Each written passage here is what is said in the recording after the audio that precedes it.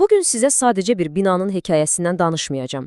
Xeyr, bu hekayə bir üsyanın külündən necə möhtəşəm bir imperatorluq iddiasının doğulmasından bəhs edir. Bir mühəndislik möcüzəsindən və yer üzündə, bəli, məhz yer üzündə cənnəti qurmaq arzusundan.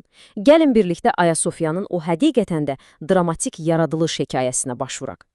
Elə 6-cı əsrin tarixçisi Prokopiusun bu sözlərinə bir qulaq asım. O, binanı elə təsvir edir ki, sanki bu dünyaya aid deyil. Təsəvvür edin, o dövrdə yaşayan birinin təəccübünü. Günbəz daşların üstündə dayanmır, elə bil ki, birbaşa göydən asılıb. Bax, bu da bizim cavab axtaracağımız əsas sual. O dövrün texnologiyası ilə belə bir möcüzə necə mümkün oldu axı? Gəlin indi bu hekayənin pərdə arxasına baxaq və bütün sirləri birlikdə açaq. Amma əvvəlcə gəlin bir anlıq dayanaq və o dövrə gedək. Təsəvvür edin ki, siz binanı ilk dəfə görənlərdən birisiniz. O tamamlanmış halı ilə qarşınızda dayanıb. Görəsən nə hiss edərdiniz? Yenə də Prokopiusun təsvirlərinə baxaq. O deyirdi ki, bina o qədər parlaqdır ki, elə bir işıq təkcə pəncərələrdən süzülmür, binanın elə özündən, divarlarından yayılır. Yəni, insanlar buna baxanda düşünürdülər ki, yox, bunu insan əli yarada bilməz. Bu, ancaq ilahi bir müdaxilənin əsəri ola bilər. Yaxşı, indi gəlin zaman maşınına minək və biraz geriyə gedək. Bu möhtəşəm şah əsərinin inşasına səbəb olan o şiddətli, o qanlı böhran anına qaydaq. Deməli, Nika üsyanı şəhəri sözün əsl mənasında yerlə yeksan eləmişdi. O köhnə Ayasofya var idi ha, o da yanıb kül olmuşdu. Amma baxın, bəzən ən böyük fəlakətlər ən böyük fürsətləri yaradır. Bax, bu fəlakət də İmperator Justinian üçün təmiz bir səhifə oldu. Bütün şəhər xarabalıq içində idi. Amma bu, Justinianın möhtəşəm arzusunu reallaşdırmaq üçün bir başlanğıc idi. Elə bir an gəlir ki, İmperator Justinian hər şeyi atıb qaçmaq istəyir. Amma həyat yoldaşı, İmperatrica Theodora ona bu cəsarətli sözləri deyir. Və bu sözlər hər şeyi dəyişir. Justinian qalır, taxtı uğrunda vuruşur və üsyanın taleyi tamamilə başqa istiqamətə yönəlir.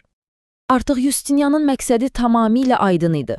O, bu fəlakəti öz gücünün, öz imanının əbədi bir simvoluna çevirmək istəyirdi. Yəni o, sadəcə yanan kilsəni təmir etmək yox, əvvəl heç kimin görmədiyi, misli görünməmiş bir abidə ucaltmaq niyyətində idi. Və beləcə gəlib çatdıq ən maraqlı hissəyə. Yaxşı, bu mümkünsüz görünən kilsənin necə tikdilər? Hansı düha, hansı insanlar və hansı proses bunun arxasında dayanırdı? Gəlin, baxaq. Problem bu idi, yüzillər boyu memarların başına ağrıdan fundamental bir problem. Dairəvi, nəhəng bir günbəzin o boyda ağrılığını kvadrat bir təmələ necə bərabər şəkildə paylamaq olar? Bu, o dövrün mühəndislik elmi üçün ən böyük sınaqlardan biri idi. Cavab isə pendentivlər oldu. Bu zərif, amma dahyana memarlıq elementi sayəsində günbəzin o kütləvi ağırlığı 4 əsas sütuna elə yönəldildi ki, ortaya heyrətamiz bir mənzərə çıxdı. Günbəz sanki havada asılı qalmışdı. Bu, həqiqətən də öz dövrünü qabaqlayan bir həll yoluydu. 10.000 nəfər. Təsəvvür edirsiniz? Amma Justinian təkcə sayla iş görmürdü. O, psixologiyanı da işə salmışdı. Tikintini sürətləndirmək üçün o qədər ağıllı bir üsula əl atdı ki, bütün işçi qüvvəsini 2 yerə böldü və onları bir-birinə rəqib elədi. Və bu 10.000 işçi bu sağlam rəqabət ruhu ilə gecə-gündüz demədən elə bir sürətlə işlədilər ki, nəticə həqiqətən də inanılmaz oldu. Bizans imperiyasının qüdrəti təkcə mühəndislikdə deyildi, həm də coğrafiyasındaydı. Ayasofyanın tikintisi üçün imperiyanın ən uzaq nöqtələrindən ən qiymətli materiallar gətirilirdi. Misirdən, Yunanistandan, hətta indiki Fransadan. Yəni, hər bir mərmər sütun əslində imperatorluğun nə qədər geniş və güclü olduğunun canlı bir sübutuydu. Tikinti o qədər sürətlə getdi ki, insanlar bunun yalnız insan əli ilə mümkün olduğuna inanmırdılar.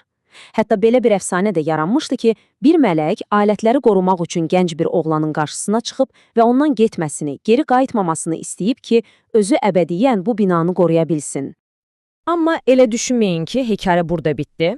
Xeyr, bu cəsarətli dizaynın əslində nə qədər riskli olduğunu göstərən çox dramatik bir uğursuzluq da yaşandı. Təsəvvür edin, tikinti bitəndən cəmi cümlətanı 20 il sonra bir neçə zəlzələnin təsiri ilə o möhtəşəm günbəz çökür. Justinianın şah əsəri dağılmışdı. Bu, onun bütün layihəsi üçün çox böyük bir sınaq idi.